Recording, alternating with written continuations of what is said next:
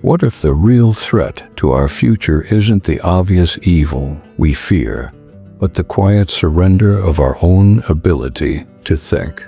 What if the most dangerous force we face isn't hatred, but the ordinary moments when people like us, decent, intelligent, well-meaning people, choose comfort over curiosity, slogans over truth, certainty over thought? But the most terrifying truth is this: stupidity doesn't always look like ignorance. It can wear the mask of intelligence, kindness, and education. It can creep in through exhaustion, distraction, and fear, until it turns bright minds into loyal parrots repeating ideas they never questioned. It's tempting to imagine stupidity as something that lives far from us, something we can point to in others, laughing from a safe distance. This is the danger Dietrich Bonhoeffer saw with chilling clarity. He realized that stupidity isn't merely a lack of knowledge, but a refusal to engage, a surrender of the sacred human power to doubt, reflect, and weigh evidence with humility.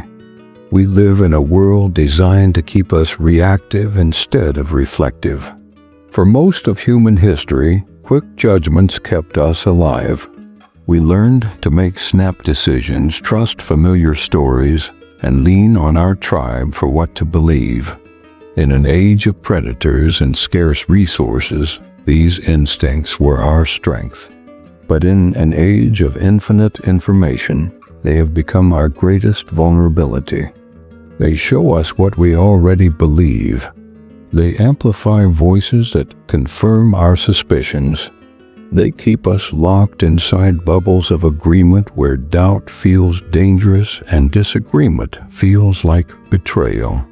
We find comfort in leaders who promise clarity, in slogans that soothe our doubts, in conspiracies that explain a chaotic world with neat villains.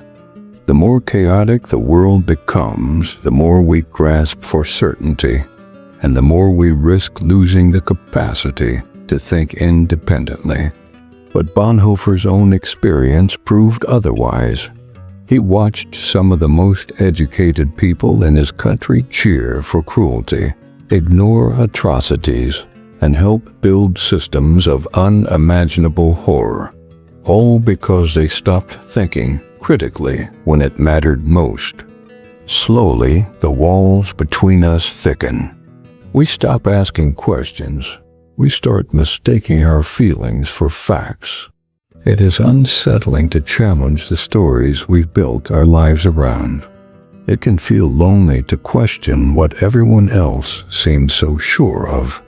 But it is exactly this discomfort that keeps us truly human. The willingness to seek out information that contradicts our assumptions, not because we want to be proved wrong, but because we want our beliefs to survive honest scrutiny. We resist the urge to share the first thing that sparks outrage in us, where curiosity is celebrated over conformity, where asking why is not a sign of disloyalty but of deep care for truth, where the measure of friendship isn't agreement, but the shared commitment to keep thinking. We support education that teaches how to think, not just what to think. We build cultures that understand nuance, that see complexity as a strength instead of a weakness to hide. Because the cost of comfort at the expense of thought is always higher than it first seems. The moment we stop questioning, we stop choosing our own path. We hand the strings of our lives to whoever is loudest, whoever promises the simplest answers. We pause, check, reflect, even when the pause feels awkward. We slip from individuals capable of reasoned thought into crowds that move with one voice, even if that voice leads us to ruin.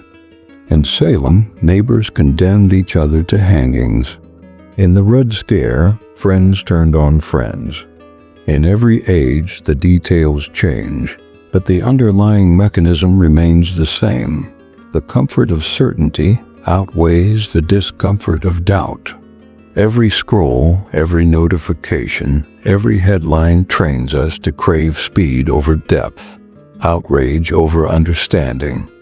Social media platforms, news networks, even politicians profit when we trade careful thinking for easy certainty. Not because it's easy, but because the future of human dignity depends on it. Because only minds that remain awake, curious, and humble can steer the world away from repeating its darkest mistakes. And we, overwhelmed and tired, start reaching for comforting stories instead of challenging truths. He saw how entire societies, composed of people who once believed themselves rational and moral, could slip quietly into collective blindness. And he understood that once stupidity takes root in the minds of good people, it becomes almost impossible to uproot. Look around today, and it's hard not to see echoes of his warning.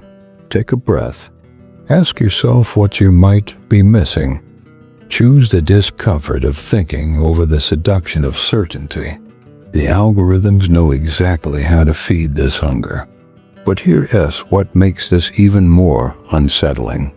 Our brains were never designed for the complexity of modern life. When we feel stressed, afraid, or uncertain, these ancient circuits light up. We cling harder to simple answers. It's easy to believe that intelligence alone protects us, that education, degrees, or success inoculate us from falling into these traps.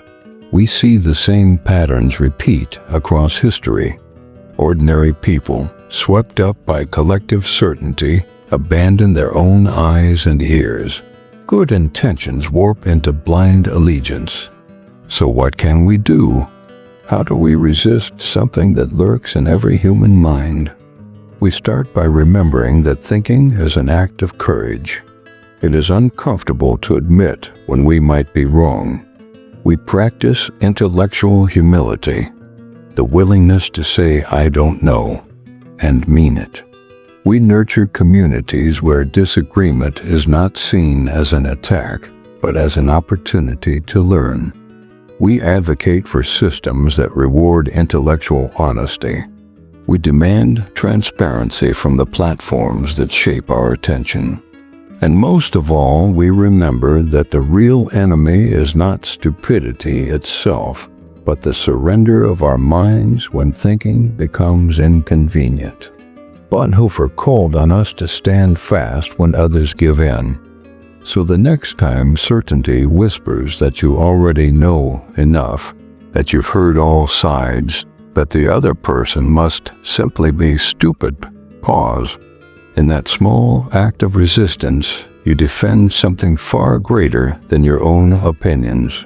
You defend the possibility of wisdom itself.